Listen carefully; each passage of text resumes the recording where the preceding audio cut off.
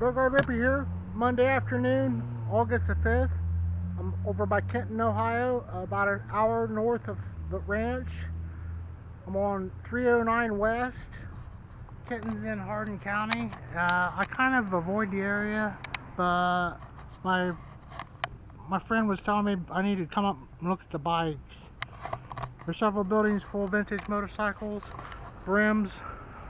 There were, I think, brothers in the salvage industry going into business in the 50s. Just a quick overview. And they were into imports back in the 50s. And there's several yards around here in the salvage business who didn't make it that were in domestics. But by being into imports in the 50s and everything, they've survived over 60 years here, and they have the vintage motorcycles, where other businesses cease to exist in the domestic part of the salvage business. And they've amassed quite a collection, and Ohio has the best of everything. I'm having the best day of my life right now. It's a beautiful August the 5th out here. He's got his old Model A Ford truck. We make the best beer, the cheese, we have the best sex, the best looking women in the world. We just don't like to brag about it, and other people like to take the credit, so it's okay. Because we know that, I mean, you get an idea where you're at here, guys. Do I have to even tell you? This is like a time capsule, and it went,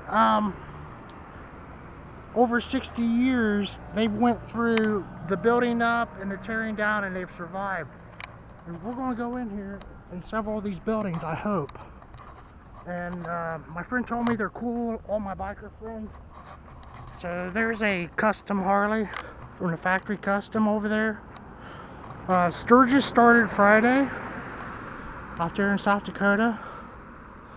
A factory custom Harley there, limited edition. Several of my friends' bikes are in here, and my family's, and I'm going to find out. I got a story about that diner too, back from when I was a kid, and the whole town is a time warp.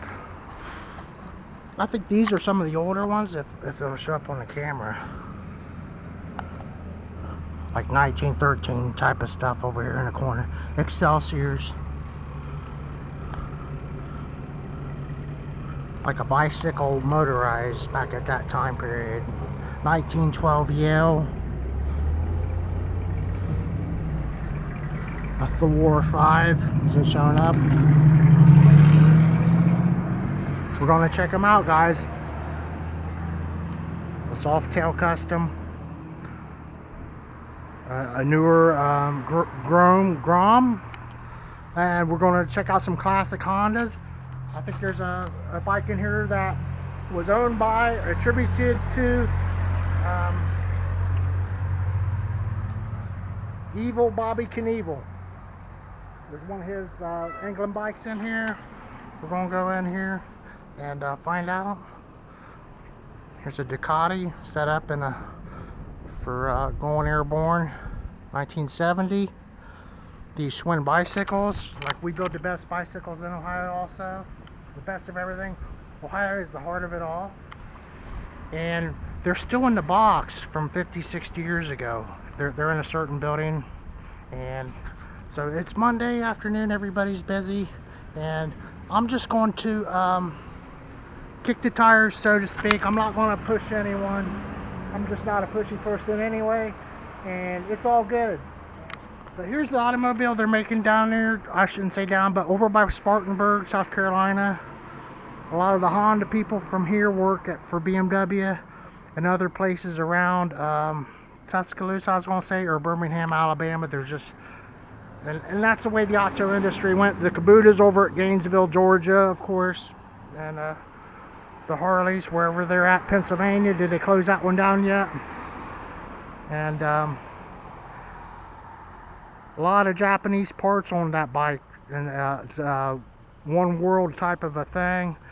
And these guys rocked it out by choosing to be an import versus domestic, where our governments chose who makes it and who doesn't in the motorcycle industry with the tariffs and everything else. Thank you for watching my videos, everyone. Rippy here over at Kenton, Ohio. Hardin County.